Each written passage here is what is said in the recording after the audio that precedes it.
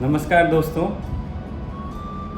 आज हम एक ऐसे मुद्दे पर बात करने वाले हैं जो अकादमिक कम और भावनात्मक ज़्यादा है। कुछ लोग मानते हैं कि भावुक लोग, अच्छे लोग जीवन में ज़्यादा कष्ट पाते हैं, ज़्यादा दुख पाते हैं और उनकी मृत्यु भी जल्दी होती है। अक्सर आपने देखा होगा कि किसी प्रियजन की असमय मृत्यु होने पर लोग अक्सर कहते हैं कि अच्छे लोग कम ही जीते हैं। लोग कहते हैं, इसका कारण भी वो अपने आप खोज लेते हैं, क्यों अच्छे लोग कम जीते हैं। कि जैसे हम बगीचे में फूल तोड़ने जाएं तो सबसे पहले हम सुंदर फूलों को चुनते हैं, वैसे ही भगवान अच्छे लोगों को सबसे पहले अपने पास बुला लेता है। इसी प्रकार कुछ लोग तर्क देते हैं कि भगवान अच्छे लोगों को मृत्यु लोक में कष्ट नहीं देना चाहता, उन कष्टों से जल्दी मुक्ति देना चाहता है और उनको स्वर्ग में सुख भोगने के लिए आमंत्रित करता है, इसलिए जल्दी अपने पास बुला लेता है। क्या इन बातों में कोई सच्चाई है? क्या अच्छे लोगों की जल्दी मृत्यु का कोई कार्य कारण संबंध है, या ये सारी बातें मृतक के प्रति तात्कालिक संवेदनाएं मात्र होती हैं? आइए आज इसी सवाल को हम कुछ तथ्यों और तर्कों के माध्यम से समझने की कोशिश करते हैं। हालांकि बहुत मुश्किल है इस बारे में तथ्य और तर्क इकट्ठे करना, फिर भी हम जितने उपलब्ध तथ्य हैं उनके माध्यम से समझने की कोशिश करेंगे। क्योंकि मृत्यु एक ऐसा मसला है जिस पे कई बातें अभी अनसुलझी है। जैसे मृत्यु के बाद क्या होता है, इसका अभी तक कोई ऐसा जवाब नहीं खोजा जा सका है जो विज्ञान को मानने वालों और आस्थाओं को मानने वालों दोनों को स्वीकार्य हो, दोनों लोग जिसमें सहमत हों। ऐसा कोई तर्क नहीं है। इसलिए मृत्यु के बाद क्या होता है, स्वर्ग या भगवान के पास जाने की बात में कितनी सच्चाई है, इसकी कोई पड़ताल संभव नहीं है। यहाँ हम सिर्फ ये जानने की कोशिश करेंगे कि इस मामले में तथ्य क्या कहते हैं और क्या अच्छे लोगों की कम जीने वाली बात तथ्यपरक है, उसका कोई आंकड़ा दिया जा सकता है। तो इसी पे हम सिर्फ बात करेंगे, क्योंकि लोगों के अच्छे या बुरे होने का विभाजन सरकारें या अस्पताल या रिसर्च एजेंसियां नहीं करती। आप देखते हैं कि सरकार जब डेटा इकट्ठा करती है तो वो आपकी जाति, धर्म, आयु, शिक्षा सब कुछ पूछती है, या कोई भी रिसर्च एजेंसी, या जब आप अस्पताल में इलाज कराने जाते हैं तो बहुत सारे सवाल पूछे जाते हैं, लेकिन उन सवालों के आधार पर किसी को अच्छा या बुरा नहीं कहा जा सकता। इसलिए इस मामले में आंकड़े जुटाना बहुत मुश्किल है, लगभग असंभव है।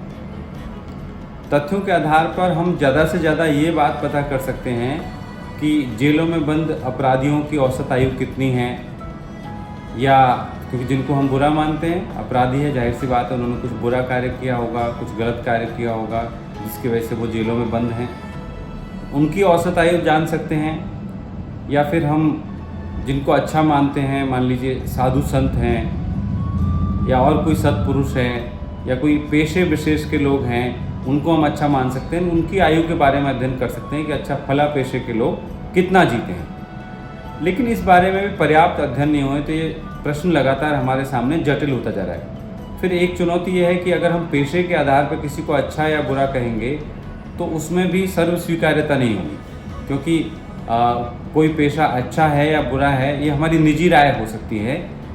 ये उस पेशे के लोग अच्छे हैं या बुरे हैं, इसमें कभी सभी लोग एक साथ सहमत नहीं हो पाएंगे। इस प्रश्न का उत्तर ढूंढने में एक बड़ी बाधा यह भी है कि वास्तव में किसी भी हम मूल सवाल हमारा है कि हम ये जानने की कोशिश कर रहे हैं कि अच्छे लोग क्या कम जीते हैं, इसका कोई कार्य कारण संबंध है या नहीं। लेकिन हम उससे पहले एक सवाल पर अटक गए हैं कि वास्तव में कोई व्यक्ति अच्छा या बुरा होता है या नहीं होता। अगर होता है तो उसका निर्धारण कैसे करेंगे? क्या वास्तव में समाज में अच्छे और बुरे लोगों की पहचान की जा सकती है? तो जाहिर है इसमें हम जो भी विभाजन करेंगे वो सर्व स्वीकार्य नहीं होगा। क्योंकि कोई भी अपने से संबंधित व्यक्ति को या खुद को कभी कोई बुरा नहीं कहना चाहेगा। तो इसमें हम कुछ चारित्रिक विशेषताएं निर्धारित कर सकते हैं और उनके आधार पे कह सकते हैं कि अच्छा ये व्यक्ति अच्छा है या ये बुरा है। मसलन मतलब ऐसी चारित्रिक विशेषताएं जिनको लोग स्वीकार कर लें, क्योंकि किसी व्यक्ति के बारे में कहेंगे तो बड़ी मुश्किल होगी। कोई भी व्यक्ति स्वयं को या अपने जिसको वो पसंद करता है उसको कभी भी वो बुरा नहीं कहेगा, लेकिन कुछ विशेषताएं ऐसी हो सकती हैं, उन विशेषताओं के आधार पर हम कह सकते हैं कि हाँ ये अच्छा है बुरा है। जैसे कुछ लोग स्वार्थी और आत्म केंद्रित होते हैं, जबकि कुछ दूसरे लोग हैं जो परहित में हमेशा यकीन करते हैं, अपनी परवाह किए बिना दूसरों की मदद करते हैं, दूसरों के हित में अपना समय, स्वास्थ्य और धन लगाने में कोताही नहीं बरतते और अपने जीवन का सबसे बड़ा हिस्सा वो दूसरों की मदद करते हुए बिताते हैं। तो ऐसे लोगों को अच्छे लोग कहा जा सकता है।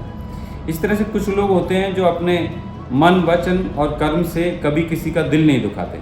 वहीं दूसरी तरफ कुछ ऐसे लोग होते हैं जो बेहद असंवेदनशील और क्रूर होते हैं, जिन्हें इस बात की बिल्कुल परवाह नहीं होती कि उनकी बातों से और उनके कार्यों से न जाने कितने लोगों को तकलीफ़ें पहुंच रही है। ज़ाहिर दूसरों को खुशी देने वाले संवेदनशील लोगों को अच्छे लोग कहा जा सकता है, और जो असंवेदनशील और क्रूर होते हैं और दूसरों को तकलीफ़ें पहुंचाते हैं उनको हम अच्छे लोग नहीं कह सकते। जाहिर सी बात है उनको बुरे लोगों की श्रेणी में ही हमको रखना होगा। ये जो अच्छे और बुरे के बारे में हम बात कर रहे हैं, वास्तव में अच्छा और बुरा ये ऐसा कोई यूनिवर्सल फैक्ट नहीं है। ये हम कुछ चारित्रिक विशेषताएं रेखांकित करने की कोशिश कर रहे हैं जो वास्तव में हमारी मान्यताओं, रीति रिवाजों, सामाजिक परिवेश, धर्म, विचारधारा, परिस्थितियों और सापेक्षता उसके आधार पर निर्धारित होती हैं। अच्छे लोगों के बारे में जो कोई इस तरह का अध्ययन नहीं हुआ, लेकिन कि अच्छे लोग कम जीते हैं या उनके कम जीने के क्या कारण हो सकते हैं, लेकिन हम इस बारे में ज़रूर बात कर सकते हैं और इस बारे में अध्ययन भी हुए हैं कि कैसे व्यक्ति लंबा जीवन जी सकता है। जैसे स्वस्थ और दीर्घायु कैसे बने, इसको लेकर के आपको बहुत सारे टेक्स्ट मिल जाएंगे, बहुत सारे वीडियो मिल जाएंगे कि स्वस्थ जीवन कैसे जिए, दीर्घायु कैसे बने। जिन देशों में ज़्यादा आयु होती है, औसत आयु ज़्यादा होती है, जिन समाजों में, जिन समुदायों में औसत आयु ज़्यादा होती है, उनका अध्ययन कर सकते हैं। फिर विभिन्न चिकित्सा पद्धतियाँ और दर्शन अपने अपने ढंग से इस बात को रखते हैं कि कैसे जीवन को लंबा किया जा सकता है, कैसे व्यक्ति दीर्घायु हो सकता है। मसलन अच्छा खाना खाना, अच्छी दिनचर्या अपनाना, नियमित व्यायाम करना, प्रदूषण रहित परिवेश में रहना, स्वास्थ्य के प्रति जागरूक होना, ये सारी बातें हैं जो व्यक्ति को दीर्घायु बनाने में मदद करती हैं। स्वास्थ्य के प्रति जागरूकता और अच्छी स्वास्थ्य सुविधाएं उपलब्ध होने वाली जगहों पर आमतौर पर औसत आयु अधिक होती है। अब हम अपने मूल प्रश्न पर वापस आते हैं कि हम अपने अनुभवों से जानते हैं कि अक्सर दूसरों को खुशी देने वाले और उसके लिए पूरा जीवन लगा देने वाले लोग, संवेदनशील लोग जीवन में अधिक दुख पाते हैं। ये हम अपने अनुभवों से जानते हैं। आप जानते होंगे कि आपके आसपास ऐसे लोग जो हमेशा दूसरों की खुशी के लिए काम करते रहते हैं, दूसरों के लिए अपना समय देते हैं, अपना धन देते हैं, अपना जो कुछ भी न्यौछावर करना हो उनको करने के लिए तैयार रहते हैं। उनके जीवन में दुख अधिक आते हैं और ऐसा भी लोग मानते हैं कि उनकी मृत्यु भी जल्दी हो जाती है। इसके जाहिर सी बात है कोई ऐसे आंकड़ों के आधार पर इस बात को साबित करना बड़ा कठिन है, लेकिन अगर ऐसा है, जैसा कि बहुत सारे लोग मानते हैं कि संवेदनशील लोग कम जीते हैं, तो ऐसा है तो इसके पीछे निश्चित तौर पे कुछ व्यावहारिक कारण हैं। जैसे आप देखेंगे कि दूसरों की फिक्र करने वाले अक्सर अपना ध्यान नहीं रख पाते। दूसरों की मदद करने के लिए वे अपने धन, समय और स्वास्थ्य की कभी परवाह नहीं करते, बस वो दूसरों के बारे में सोचते रहते हैं। घर में आप माँओं की स्थिति देखें कि वो कभी अपने बारे में नहीं सोचती, वो अपने बच्चों के बारे में, अपने पति के बारे में और दूसरे परिजनों के बारे में उन्हीं को लेकर चिंतित होती है, कभी अपनी परवाह नहीं करती। इस तरह से आप देखेंगे कि जो अच्छे लोग हैं वो अक्सर दूसरों के दुख से दुखी हो जाते हैं। वो अपने दुख से तो दुखी होते ही, लेकिन दूसरों के दुख से दुखी हो जाते हैं। किसी के साथ भी, खुद के साथ या किसी के साथ भी अन्यायपूर्ण व्यवहार हो तो वो दुखी हो जाते हैं और भीतर ही भीतर उससे दुखी रहते हैं, उससे कुढ़ते रहते हैं, उस परेशानी को महसूस करते हैं। चाहे वो खुद के साथ घटना नहीं घटित हुई, दूसरे के साथ भी हुई, तब भी वो दुखी हो जाते हैं। इस तरह से परहित के कार्यों को महत्व देने वाले, प्राथमिकता देने वाले लोग अपने भोजन और स्वास्थ्य का भी ध्यान नहीं रख पाते। जैसे आप देखेंगे कि कोई व्यक्ति है वो परहित में लगा हुआ है, अचानक से उसको किसी को उसकी ज़रूरत आ गई, वो खाना खाने के लिए बैठा है, खाना छोड़ करके चला जाएगा। उसके खाने, सोने, रहने इसकी कोई व्यवस्था नहीं होगी, कोई एक निश्चित दिनचर्या वो पालन नहीं कर सकता, क्योंकि वो परहित में लगा हुआ है। आप देखते होंगे सामाजिक आंदोलनों में जो लोग होते हैं उनकी दिनचर्या बहुत ही अव्यवस्थित होती है, उनका खान पान बहुत अव्यवस्थित होता है। तो युवाओं के तौर पे तो वो अच्छा काम कर लेते हैं, जैसे जैसे उम्र आगे बढ़ती है तो उनको स्वास्थ्य समस्याएं होने लग जाती है, क्योंकि वो अब कभी अपने स्वास्थ्य को ध्यान नहीं रख पाते, वो अपने भोजन का ध्यान नहीं रख पाते। इस अनियमितता का उनके स्वास्थ्य पर असर पड़ता है। इस तरह से आप देखेंगे जो अति संवेदनशील लोग हैं वो विभिन्न बातों की चिंता अधिक करते हैं, और कहा भी गया है कि चिंता चिता से भी बढ़कर है। तो अगर चिंता इतनी खतरनाक चीज़ है तो देखिए उनके जीवन को कैसे प्रभावित करती होगी, इसका अनुमान लगाना आसान है। लगातार तनावग्रस्त रहते हैं, तनावग्रस्त रहने पर व्यक्ति निश्चित तौर पर शारीरिक और मानसिक रूप से कमज़ोर हो जाएगा, और वो उसके स्वास्थ्य पर एक नकारात्मक असर पड़ेगा, और जिससे व्यक्ति छोटी या किसी बड़ी बीमारी की चपेट में आ सकता है। बहुत सारे लोग अपनी अति संवेदनशीलता और संकोची प्रवृत्ति के कारण अपनी भावनाएं प्रकट नहीं कर पाते।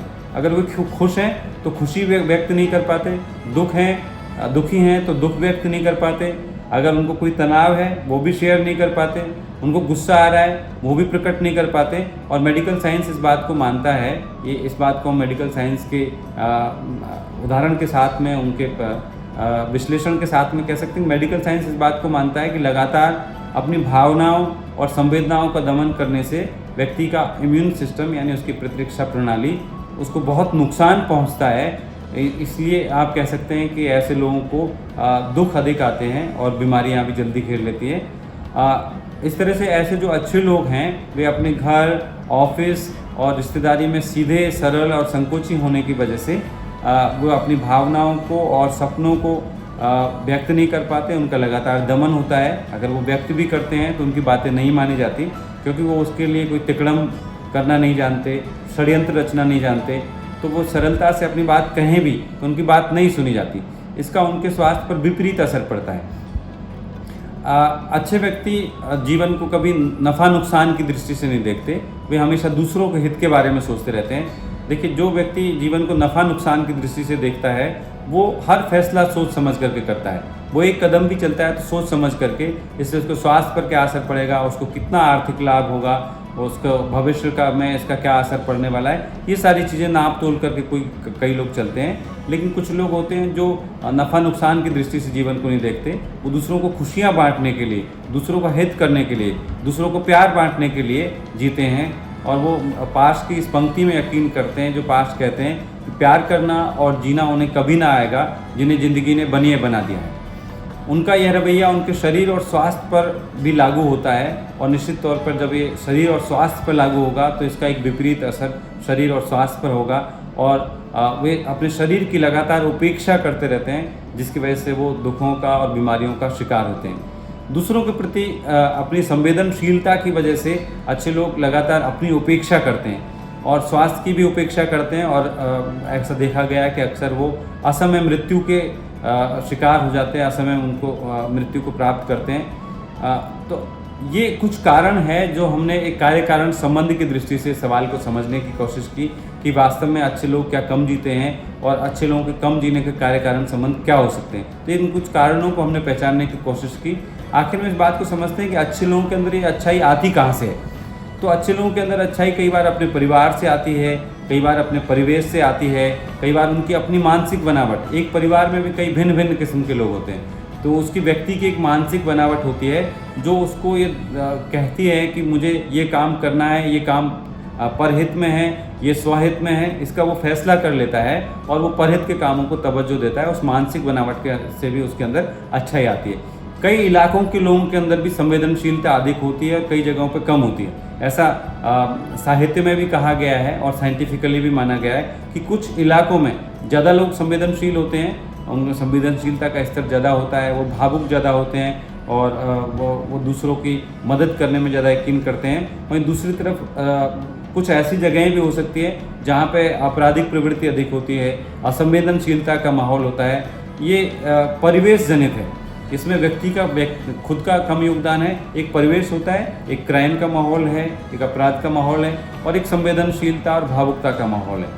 इस संदर्भ में हालांकि कुछ लोग असहमत भी हो सकते हैं, क्योंकि ये परिवेश जनित चीज़ों में जो खराब परिवेश में रहेगा, जो आपराधिक जगहों पर रहेगा, वो कभी स्वीकार नहीं करेगा कि उसके यहाँ पे बुराइयाँ हैं। वो कहेगा ये तो जीने के लिए ज़रूरी है। लेकिन इससे व्यक्ति के स्वास्थ्य पर असर पड़ता है, व्यक्ति के जीवनचर्या पर असर पड़ता है। जो जिस परिवेश में वो रहता है, इससे इस परिवेश जनित मनोवृत्ति के भी हम शिकार होते हैं, उसका हमारे जीवन पर बहुत असर पड़ता है।